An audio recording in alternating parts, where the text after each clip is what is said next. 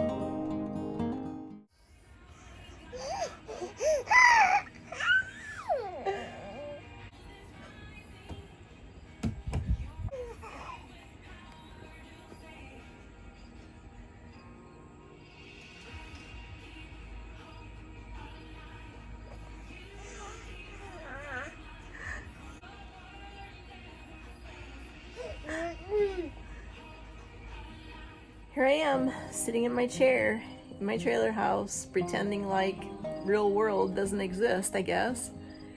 I just wanted to check in with all of you and thank you for the wonderful comments and for the prayers and for taking the time to follow Jim and I on our journey from June till September.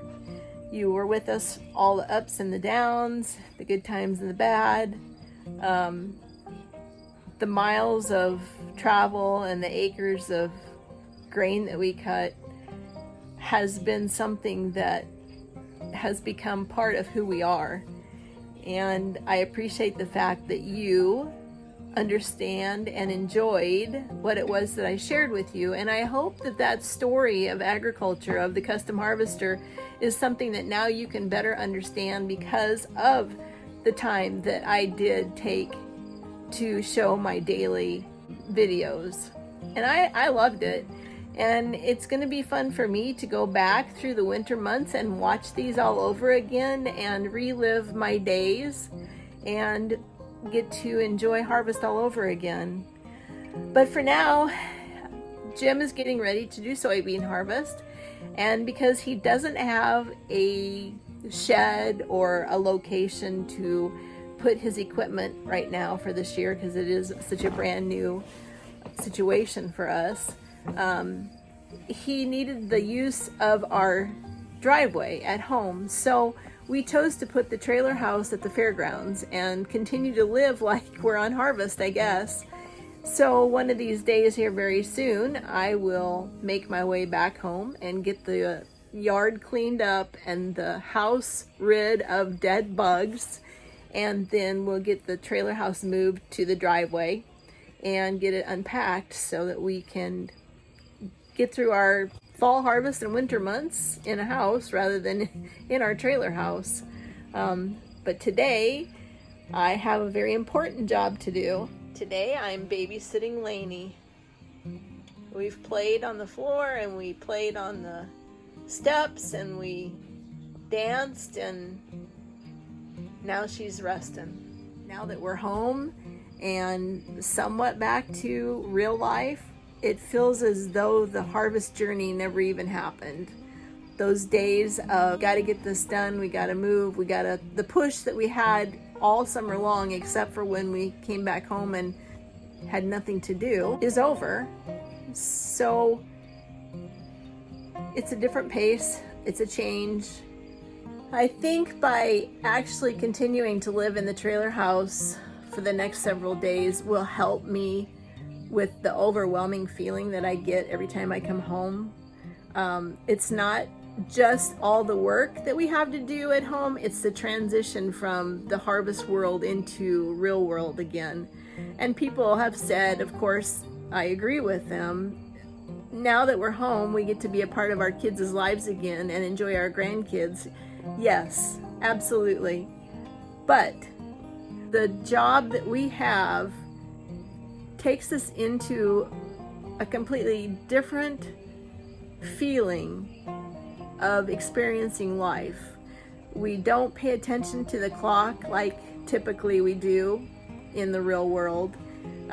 We live by whether or not the sun is shining or if it's raining. It's completely different than what it is when we get home. I know that I can't explain it like I wish I could, but I think I feel this way because I love the journey so much. I love what we do so much that when we have to step away from that, it's just a big letdown, and it's just a letdown. Thank you again for joining us, for being a part of our journey. And from here on out, my videos will be maybe not daily until we get started in the fall harvest, because we don't live on a farm. We don't have chores. We don't have animals. We just have day-to-day living just like everybody else until fall harvest. And then I will try to do the fall videos, the fall harvest videos, just like I did the summer harvest videos. Jim and I will be split up. He and our combine will help a local farmer. I will be driving a local farmer's combine and doing soybean and corn, but we will be separate, so it will no longer be me and Jim. It will be two different worlds that happen after we get home from harvest. I have certainly enjoyed the comments that you have provided and the questions that I've been able to answer for you. If you have any other questions that you feel I haven't really touched on, please send me a note and I will try to answer them for you. When I started this video challenge to myself, I had no idea that I would even have more than 10 people follow along.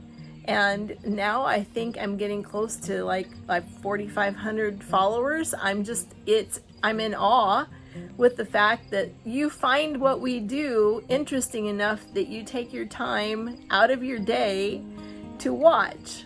I am blown away by the fact that this silly idea of mine has actually touched people's lives, and you have enjoyed being a part of our journey. So, God is good. It's been fun. So again, thank you, and just keep watching. Just keep watching. While we were in Jordan, there was a huge wildfire, and if you didn't watch the video about the Huff Fire, you should, because it was intense, it was scary, it was emotional, it was quite the afternoon that we never anticipated that we would ever experience. It left us with the same feeling that the townspeople have, and that is we need to help those who were affected by this fire. The one thing that I would really stress is to help with the fencing materials that are needed to repair all the fence that got burned.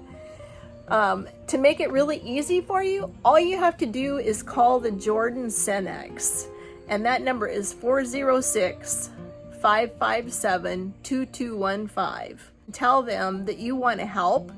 I don't care if it's $5 or $10 or $500, but let them know that you want your donation to go towards fencing materials that are so desperately needed right now. And they will purchase those fencing materials with the money that you give them. Know that your donation goes directly to the ranchers out there that are suffering from the loss of fencing. I just really appreciate it. Again, the number is 406-557-2215. Thanks.